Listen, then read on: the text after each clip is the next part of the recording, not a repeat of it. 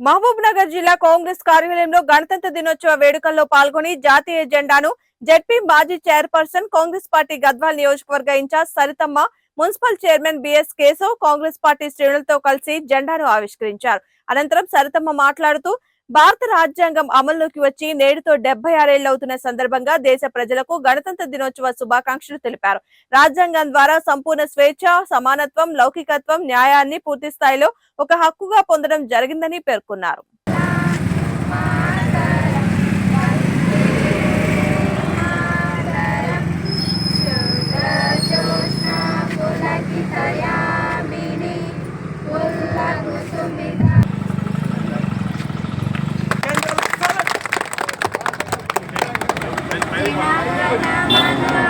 नायक जय हे भारत भाग्य विधाता पंजाब सिंधु हिमाचल यमुना गंगा उच्चल जलधि तरंगा तव शुभ नामे जागे तव शुभ आशीष मागे गाहे तव जय गाथा जन गण मंगल नायक जय हे भारत भाग्य विधाता जय हे जय हे जय हे जय जय जय जय हे।